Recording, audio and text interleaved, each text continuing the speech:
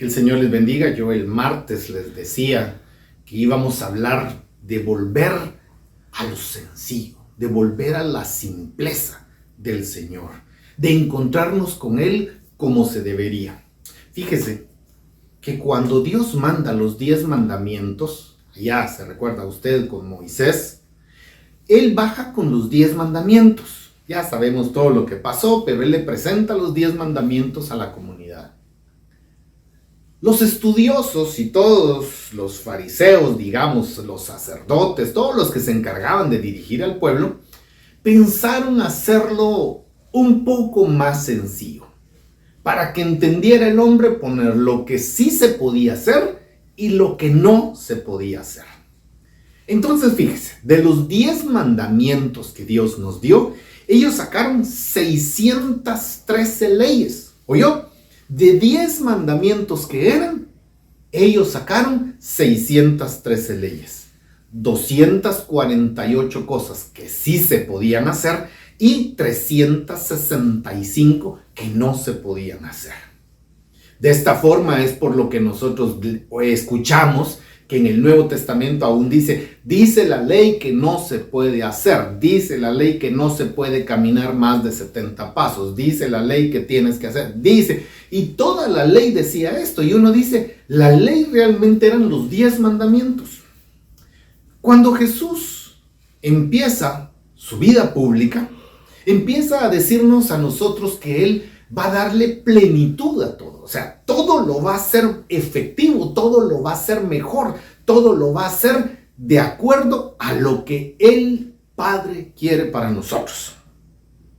Y Él, en una pregunta a una de las grandes entidades de ese momento, le dice que cuáles son los mandamientos más importantes. Respondiéndole a la pregunta, Él le dice, para ti, ¿cuáles son?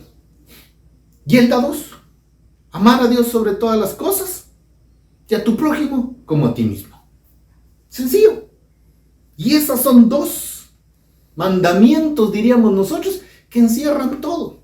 Si yo voy a amar a mi prójimo como a mí mismo, no lo voy a matar, no le voy a hacer daño, no le voy a robar a su esposa, no le voy a robar sus bienes. Si yo me amo a los demás como a mí mismo, voy a amar a mis padres. Y si voy a amar a Dios sobre todas las cosas, entonces no voy a jurar el santo nombre de Dios en vano, no voy a ir a misa porque es el amor que yo tengo, es un encuentro con Él, voy a ir a la hora santa o voy a participar de una buena forma en mi iglesia. Pero eso es volver a lo sencillo, eso es volver a lo primero. Cuando nosotros miramos a Jesús, ya hemos hablado nosotros de lo creativo que es el Señor. Ahora hablamos de sus milagros tan simples, tan sencillos. No era gritar, no es hacer alboroto, no es hacer como muchas veces nos gusta a nosotros, porque estamos acostumbrándonos a llamar la atención. Si yo voy a hacer un milagro, yo voy a gritar y voy a hacer esto y voy a hacer lo otro para poder entender y que los demás vean lo grande que es el milagro que yo hice. Perdiéndonos un poco porque los milagros solo los puede hacer Dios.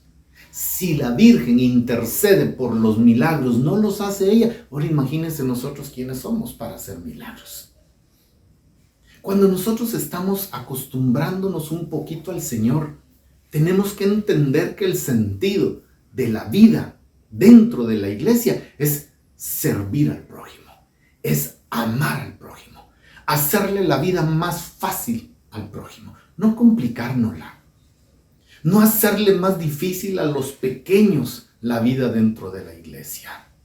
Y al hablar de pequeños no estoy hablando de niños, estoy hablando de personas. Yo le dije, fíjese que cuando yo empecé a ver la Lectio Divina tenía 4 pasos.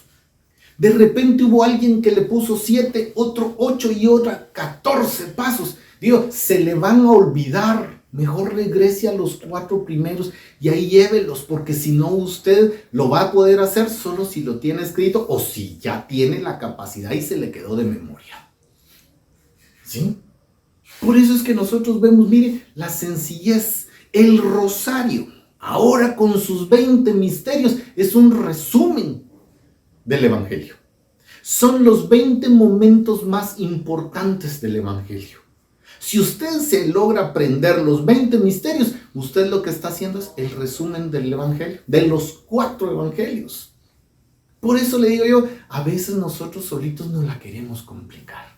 Queremos aprendernos oraciones de memoria tan grandes que después nos quedamos en un pedacito porque estamos muy nerviosos y no nos hemos ido acostumbrando, como le decíamos el martes, a hacer la cosa de una forma sencilla, a orar de una forma tan simple que nosotros podamos entendernos y lo podamos hacer en cualquier momento. El Señor está pendiente de nosotros, no de lo que nosotros hagamos, no de lo que nosotros digamos. Él conoce nuestro corazón. Recuérdese con San Pedro, un cuadro muy bonito, un cuadro muy especial.